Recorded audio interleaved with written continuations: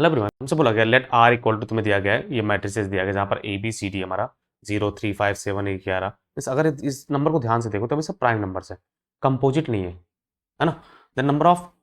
Invertible matrices पूछा गया, तो मैं टोटल मैट्रिक्स पहले निकाल रहा हूँ, टोटल कितने बनने वाले हैं। तो हमारे पास सबके 8 ऑप्शन है, 1 2 3 4 5 6 7 8, तो 8 के पावर 4 मतलब 64 इंटू 64, ये कर लेना, ये हमारा 4096 आता है। मैंने कर रखा भाई इसलिए मैं बता रहा हूँ, वैसा नहीं कि मेरे को 64 इंटू 64 का वैल्यू पता है, एक्चुअली वैल्यू पता है, ठीक ना, 4096 आता है। अब तुमसे इन्वर्टिबल पूछा गया, तो हम क्या नॉन इन्वर्टिबल, हमारे मैट्रिक्स ऐसे मैट्रिक्स इन्वर्टिबल होते हैं जो नॉन सिंगुलर हो, तो मैं पहले सिंगुलर मैट्रिक्स निकाल रहा हूँ, फिर टोटल में से सिंगुलर मैट्रिक्स हटा देंगे तो नॉन सिंगुलर आ जाएगा, वो इन्वर्टिबल होगा, समझ गया ना।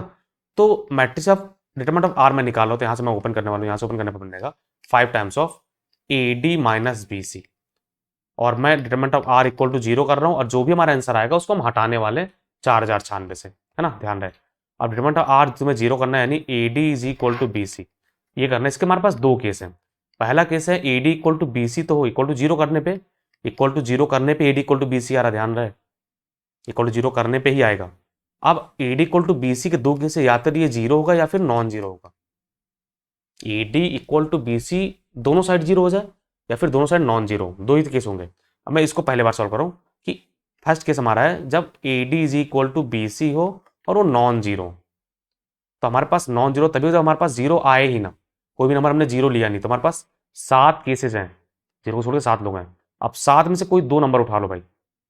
7 में से कोई 2 नंबर उठा लो और उसको अरेंज कर दो। जैसे हमने अगर मान लो 3 और 5 उठाया, 3 इंटू 5, इसको हम 4 तरीके से लिख सकते हैं, ऐसे 3 5, या फिर 5 into 3 is equal to 5 into 3 is equal to 3 into 5, ये 4 तरीके से अरेंज होंगे। अगर मैंने 2 नंबर उठाया, या तो एक ही नंबर ले लो, उसको रखने का एक ही तरीका है, हमने बस 3 3 3 3 ले लिया यार, 3 इंटू 3 इक्वल टू 3 इंटू 3, कैसे करो ना। तो ये हमारा हो गया B D equal to B C जो नॉन 0 है, अब इसका वैल्यू निकाल लो, तो ये हमारा आता है 7 सी 2 हमारे 21 होते हैं, 21 चौक 84 प्लस 7, तुम्हारा 7 4 11 के हाथ लगे 91, तो ये हमारा आ रहा है A D equal to B C non 0, और वो 91 मैसेज ऐसे हैं जहां पर नॉन 0 आ रहा है। क्या A D equal to B C, A D और बी सी का वैल्यू नॉन 0 आ रहा है, डिटरमिनेंट का वैल्यू 0 है। दूसरा केस हमारा है कि A D is equal to B C is equal to 0, मतलब डिटरमिनेंट का वैल्यू 0 करना है और ए डी और बी सी भी 0 है। अब इसके बहुत सारे केसेस हैं। अब A D equal to B, सब लॉजिकली सोचना, किसे समझना, या तो ए और बी दोनों 0 तो 0 हो जाएगा, या तो ए डी और बी 0 मीन्स या तो 2 0 यूज करोगे तो 3 0, तो 4 0। अब मैं ए बी सी डी का क्वेश्चन लिखता हूँ, अगर तुमने 2 0 यूज किया तो ऐसे होगा, या फिर ऐसे होगा, या फिर ऐसे होगा, या फिर ऐसे होगा, 4 ही केस है, देख लो। अगर 2 0 यूज करना है, अब 7 में से कोई 2 नंबर उठा लो,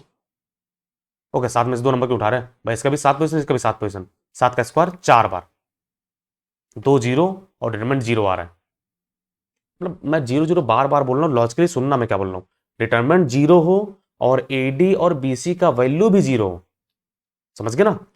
तो 7 केस हमने 2 ही 0 यूज करना है, तो 0 अब अगला यूज नहीं करने वाले, ऐसे 4 बार है, तो ये निकाल लो, तुम्हारा 49 इंटू 4, तो 9 चौक 36 के 4 हाथ लागे, 4 चौक 16, 16 3 19, है ना। तो हमारे पास 196 केसेस ऐसे हैं जहां पर ए डी और बी सी 0 हो रहा है और 2 ही 0 यूज किया है। अब 3 0 यूज करेंगे तो हमारे पास एक ऐसा होगा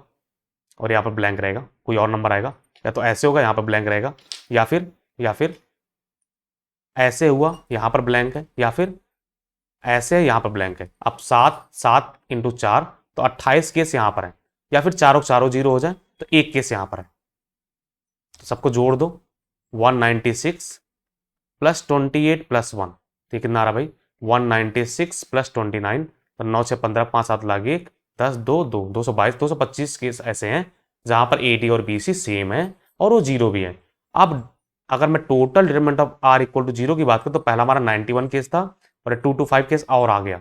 कितना हो रहा है 6 5 1 6, तो 9 9 2 11, 9 2 11 के खत लागे 1, 316 केस है जो बेकार है, बस प्रॉपरली जोड़ लो, 5 1 6 9 2 11 के खत लागे 1 2 1 3, तो 316 केस सिंगुलर मैट्रिक्स हैं। तो नॉन सिंगुलर कितने होंगे, नॉन सिंगुलर